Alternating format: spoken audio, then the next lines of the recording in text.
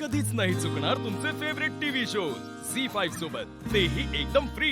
हे बरं आहे तुमचं, रिमूव्ह करता ऍड करता हा? ही तर खरी मैत्री. मैत्री आहे. पण माझ्या बाबतीत पण एक घडलेला असा किस्सा. मी ऍक्च्युली प्रेग्नेंट होते त्यावेळेला मी ह्यांना कुणालाच सांगितलेलं नव्हतं. ऍक्च्युली आमच्या घरातून कसं होतं, सांगायचं नव्हतं थोडे दिवसासाठी, म्हणून मी ह्यांना कुणालाच सांगितलेलं नव्हतं.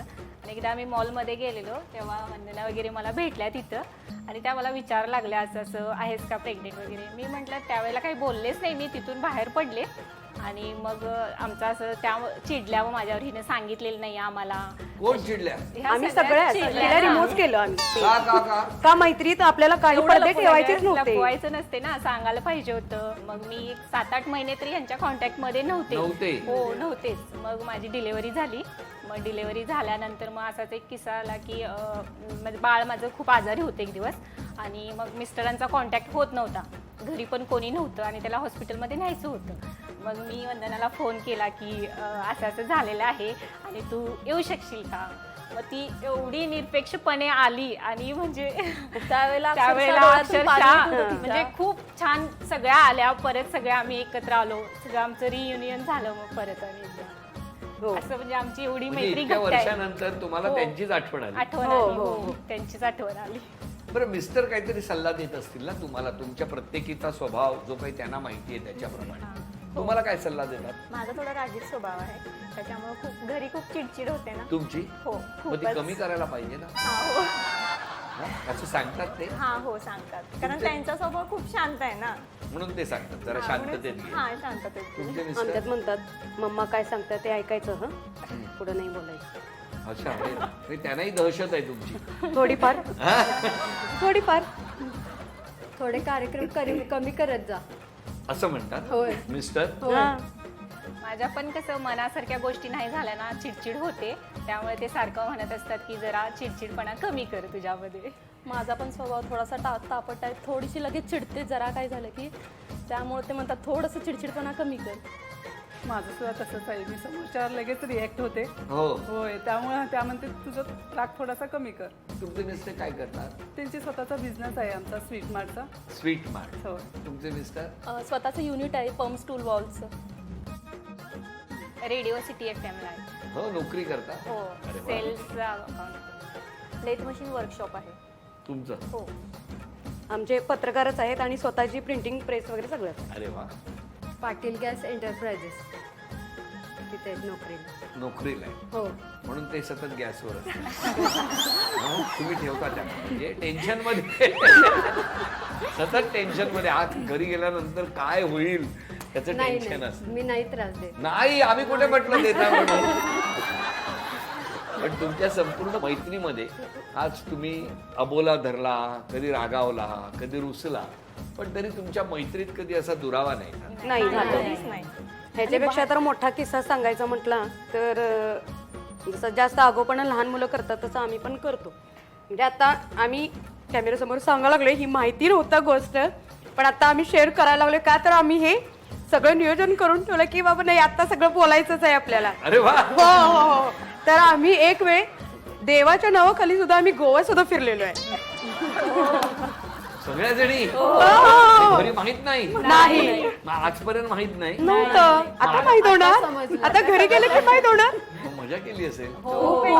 तेव्हा गोव्याला गेलात तेव्हा स्टेटस बिटस ठेवलं नसेल. मग मग ते देवाला photo कुठे ठेवले? फोटो जास्त काढायचेच नाही म्हटलं का. फोटो पण म्हणजे फोनला सुद्धा बाजूला ठेवलं, जसं घराला बाजूला ठेवलं तसं फोनला सुद्धा बाजूला ठेवलं आम्ही.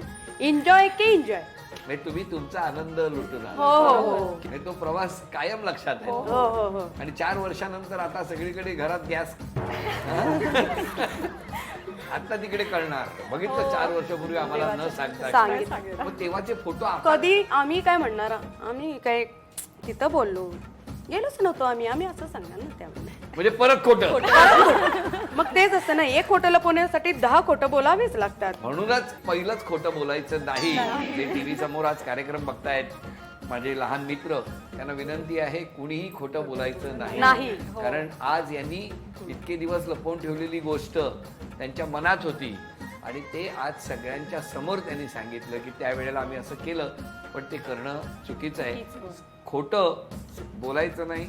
आणि हो. खोटं करायचं नाही. नाही नाही. बघितलं आता किती मोकळेपणानं बोलतायत, कारण त्यांना विश्वास आहे की घरातली माणसं सुद्धा समजूतदारपणे ती गोष्ट स्वीकारतील, ठीक आहे. त्याचा राग नाही करणार. नाही ना हो? नाही, तुमच्या घरी काय नाही. प्रतिक्रिया येईल? माझ्या घरी जर असं म्हणजे खेडेगाव असल्यामुळं थोडं जास्त काही अलाउड नाही आहे एवढं, पण तरी पण ह्यांच्यासोबत ज्या वेळेला आले ना त्यावेळेला सगळं मी फ्रीमध्ये वाटते, कारण एक लाईफ जगते की नवीन काहीतरी शिकायला पण मिळतंय मला आणि एन्जॉय पण खूप होते. पण थोडंफार ह्यांचं पण म्हणजे मी मन दुखवते, कारण एक मेहंदी आर्टिस्ट असल्यामुळे मला तेवढा ह्यांना टाईम देता येत नाही, कारण सीझन असल्यामुळे मला तो वर्क माझं चालू असतं. मग ह्या ओरडत असतात मला की तू कधी येत नाहीस, जास्त आम्हाला वेळ देत नाहीस.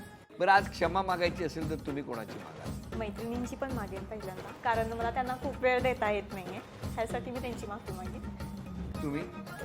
मी क्षमा मागायची झाली तर मैत्रिणींची मागेन. ह्या त्यावेळेला मला गुरुच म्हणत असतात जेव्हा मी शिकवत असते, तर मी त्या गुरुच्या लाईनच मी जात असते. त्यावेळेला मी मैत्री बाजूला ठेवते. त्यामुळे त्यावेळेला तुमची मन जर दुखवलं असेल माझ्याकडून तर मी क्षमा मागते.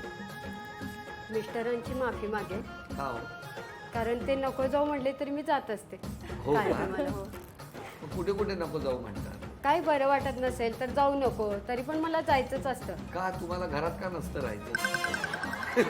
इतकी सवय झाली ना कार्यक्रमाची, हो, ते मैत्रिणी. करमत नाही. हा, तुम्ही? ॲक्च्युली मी माझ्या माहेरच्यांची क्षमा मागन, कारण माझं लव्ह मॅरेज आहे आणि आमच्या घरातून विरोध होता त्यावेळेला, आणि मी घरच्यांचा विरोध करून आम्ही लग्न केलेलं आहे, त्यामुळे ते खूप दुखावलेले. त्यामुळे मी आज त्यांची मनापासून माफी मागते. तुम्ही? मी माझ्या मिस्टरांची क्षमा मागेन, कारण माझ्या ह्या अशा स्वभावामुळे थोडंसं चिडणं होतं माझं, आणि त्याच्यामुळं मी सॉरी न म्हणतात तेच मला सॉरी म्हणायला यावं अशी अपेक्षा पण असते. तुमची? त्यामुळं हो, हे त्यांनीच यायचं? त्यांनीच यायचं. काय रे देवा. चिडचिड होते आणि ते सहन करून घेतात आणि ॲडजस्ट पण करतात आणि सॉरी पण म्हणतात, चला राहू दे, पुढचा गाडा ओढूया चला.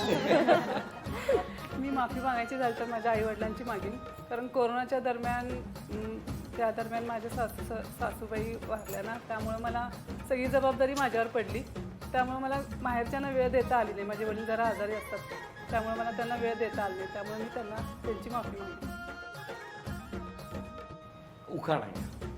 रत्नागिरीचा हापूस आंबा, नागपूरची संत्री, संजयरावांच्या जीवनातील मी आहे मुख्यमंत्री. अरे वा.